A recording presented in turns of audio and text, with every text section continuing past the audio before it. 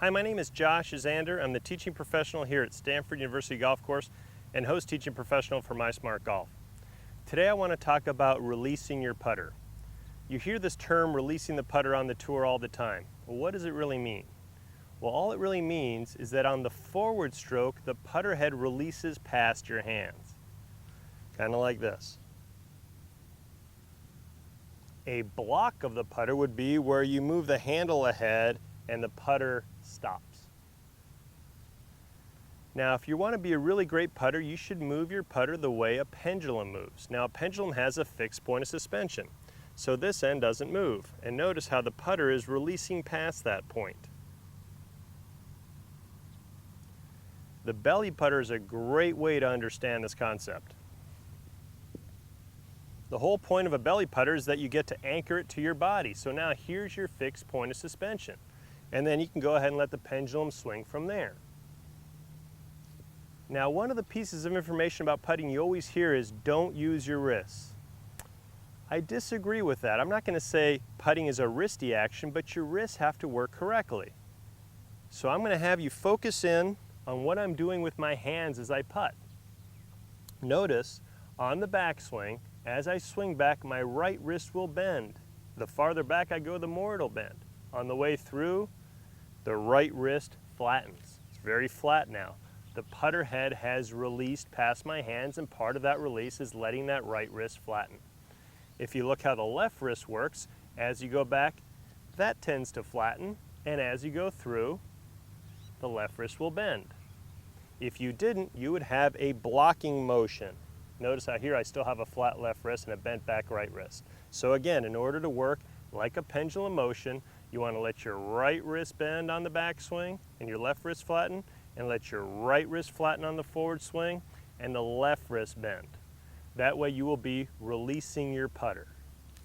Now, why is releasing your putter important? It's important because it delivers the energy where it's supposed to be, in the club head. When you block a putt and you move the handle ahead like that, notice how the putter head almost retreats. It's slowing down. And you always hear that you want to accelerate your putter. Well, if you release, you will get putter acceleration. Another way to think about getting the energy in the head is, let's say I've got a few balls, I've just hit a couple putts, and I want to go chip from the other side of the green, so I'm going to go ahead and whack a ball over there so I can chip from there. Now I just whacked that ball about 50 feet. Notice what happened there. I didn't whack it by having the handle lead. I whacked it by letting the putter head release past my hands. So not using your wrists is incorrect, but you do want to use your wrist correctly. Now, I don't want you to leave this video thinking, oh, Josh Zander says you want to putt using your wrists and it's a wristy stroke. Well, this would be a poor wristy stroke. Guess what? This is not pointing at the same spot in just above my belly button here. If I putted correctly using my wrist as I swung back, this would still point at the same spot, and as I swung through, that would point at the same spot. But if I use my wrist too much on the way back, this is going to point left of my body, and if I use my wrist too much on the way through, this is pointing right of my body, so I've lost my pendulum. I want you to keep your pendulum. How do you practice this? Get a belly putter, or simply put the putter just above your belly button or in your belly button, get a feel for what it's like to release the putter head. Now I want to show you one last tip on how to really learn the release. It's called my 2T drill. The 2T drill is a great way to learn how to release your putter head. Simply put 2 T's into the ground, but make it less wide than your putter head, but wide enough to get a golf ball right between the two. And now what you're going to do, and you can do this with maybe a 5 or 6 foot putt, simply whack the tees. Notice that got the butt end of the club pointed right back towards my belly button. I didn't whack the tees by going like that. I could never get there. I whacked the tees by allowing the putter head to release. And you'll be amazed how much energy is on that golf ball, and you'll start knocking in your putts like the tour players do into the back of the cup rather than dying them in the front. I see too many amateurs blocking their putts. They tend to try to lock up their wrists And then what ends up happening is there's no energy in the putter head. And when there's no energy in the putter head, guess what? You're gonna have to start moving other body parts. I see amateurs trying to get the ball to the hole with their bodies, trying to get the ball in the hole with their head. Great putters keep their bodies and their heads still and allow the putter to have all the energy. I just hit that putt 40 feet.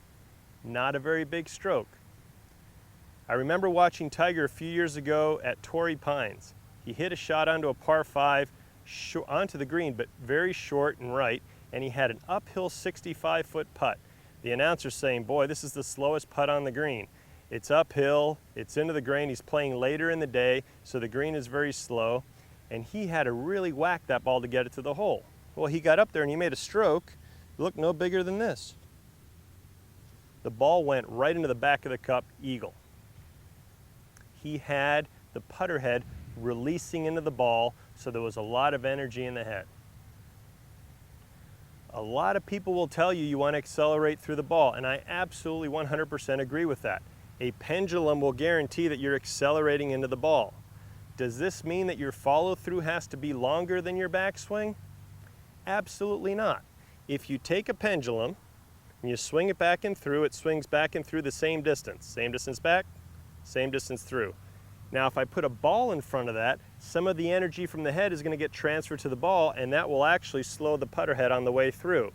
Is it a good thing to think about making your putter go shorter through than back? No, just try to make it go back and through like a pendulum, and if it finishes up a little bit shorter than back, that's fine. That's actually what should happen. So to review, we want you to release your putter head. In order to release your putter head, you need to swing the putter like a pendulum. In order to swing the putter like a pendulum, feel it by putting the putter into your body or use a belly putter to practice and start to sense the correct motion of your wrist. Don't immobilize your wrist, just sense the correct motion of your wrist. If you do that, your ball will come off with a lot more energy, the ball will roll a lot more solidly over the bumps on the greens, and you'll score a lot lower. For the best shot tracking and game analysis resource on the web, and for more videos, go to www.mysmartgolf.com.